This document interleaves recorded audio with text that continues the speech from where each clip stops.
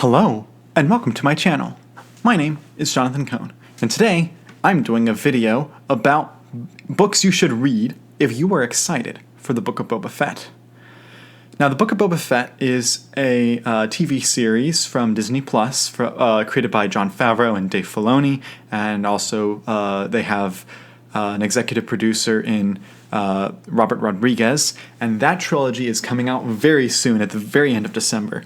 And I thought it would be fun to do a discussion of the types of books you might want to read if you're a fan of Boba Fett or this era or period, or if you want to get kind of hyped or just get more material that might be fun to read.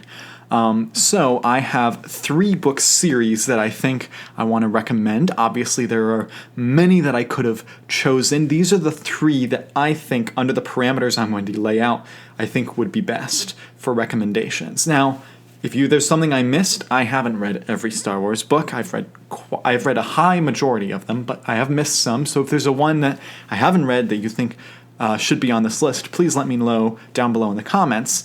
And if you think one of my books on this list shouldn't be on the list because you hate it, let me know that too. I have mixed feelings on all these books, so I'll explain them. But to start out with, I will discuss the Bounty Hunter trilogy. This is the Bounty Hunter Wars trilogy, I should say. This is 3 books by K.W. Jeter, released during the early portion of Star Wars publishing back in the 90s. These books actually, when Bantam Publishing had the rights from 1991 through 1999, and this trilogy came out on the tail end of that. This trilogy spans 2 different time periods at the same time. It spans around the time of A New Hope and Empire Strikes Back, and then it also spans the time of after Return of the Jedi. And so you have 3 books. You have The Mandalorian Armor, you have Slave Ship, and you have Hard Merchandise. Now, I should begin by saying, I'm not the world's biggest bounty hunter fan, and I'm not the world's biggest Boba Fett fan. I thought he was excellently done in The Mandalorian, and I am extremely excited for the Book of Boba Fett. However, I felt that this trilogy was very mixed. I think that the first book, which details how he got out of the Sarlacc pit, it details some fun adventures during the Bounty Hunter Wars, earlier on in the time frame. And I think this book is quite a lot of fun. It's not a top-tier Star Wars book by any stretch of the mind. In fact, it's on the lower end for me.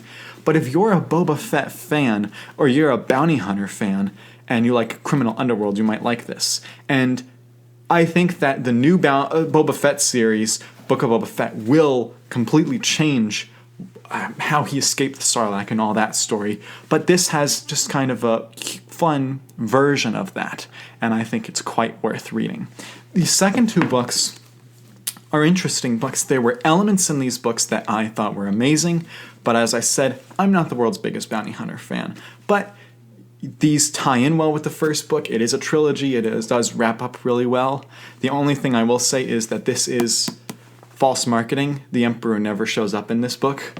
But other than that, wasn't for me. But if you love bounty hunters and Boba Fett, read this trilogy.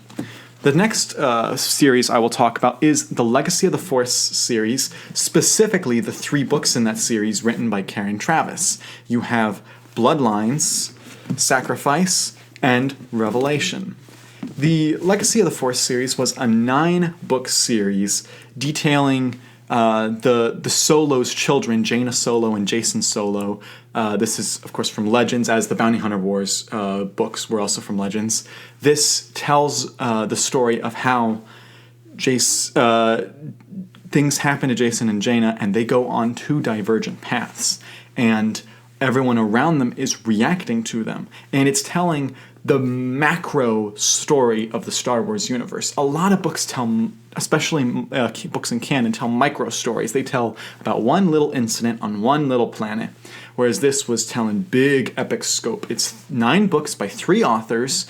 Aaron Alston did the first book of each trilogy, if you will, and then you had Karen Traviss did the middle book of each trilogy, and then Troy Denning did the third and final book of each trilogy. And so that's how you got 9 books as a whole. And they are each unique. Aaron Alston's books are very traditional Star Wars books, and they have a lot of humor in them. And then you have Troy Denning's books, which tend to be a bit darker, but also have a ton of references to other Star Wars books. Troy Denning loves connecting the universe of Star Wars, and so if you like the Young Jedi Knights books or others, he connects well. Then you have Karen Traviss, who loves Mandalorians. She loves Mandalorians, and this trilogy is no different. In this trilogy, as you can tell by the cover of the first book, she loves Mandalorians and Boba Fett.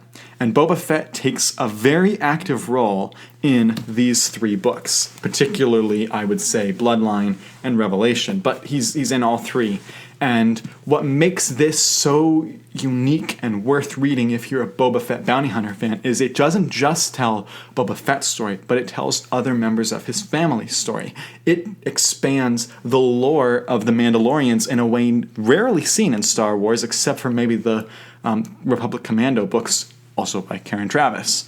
So I would recommend these 3 books out of the 9. You need to read the whole 9 books to get the whole Legacy of the Force series. It really is like you can't just read this in the middle.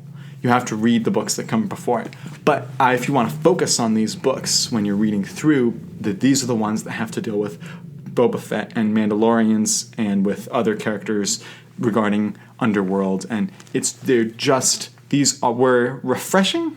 As part of the series, they were frustrating because it felt disjointed. It felt like Alston and Troy Denning were doing the main plot line, and then, let's go over to the Mandalorians with Karen Traviss. It felt kind of like, they're steering the car in a different direction. But she'd still tie it back in, but it felt jarring. So as a series, it was frustrating, but as individual books, these were excellent. So I recommend these. And the final ones I will recommend might be controversial for 2 reasons. One, these books were incredibly divisive when they came out. The other reason is these books don't really have Boba Fett in them, or bounty hunters. But you'll understand what I mean in a second. This is the canon Aftermath Trilogy. Now, the Aftermath Trilogy, including Aftermath, Life Debt, and Empire's End, was very controversial for a lot of reasons. It was the first major book series that overrode the Legends line, and so it frustrated a lot of people that these books would do that. The second reason that were frustrating is we were promised with the Aftermath series that we were going to get answers. We were promised we were going to get big stories, and the first book specifically is a very small story. Book 2 is a step up as a story, but it's still very small. And book 3 is a large story, but a lot of people feel that it was handled poorly. It could have been handled better. But still, you have this whole trilogy following a band of characters who kind of meet in a hodgepodge way in the first book, and then they stay together going on these adventures, part of the New Republic. They do stuff in the second book with Han Solo, and the third book fighting the Empire and all this stuff. But there is a through line of events in this trilogy dealing with Boba Fett's armor and a certain sheriff by the name of Cobb Vanth who finds that armor. You will probably remember Cobb Vanth from his appearance in Season 2 of Mandalorian. He was in the episode that Jon Favreau directed, and he was played by the wonderful Timothy Olyphant. And this trilogy tells his backstory. It is ever so slightly different from what you see in The Mandalorian, but the basic concept of The Mandalorian story is in this. The other reason I would recommend this trilogy is because this trilogy deals with where the Empire and where the Rebels and where just the regular galaxy was soon after the events of the Return of the Jedi.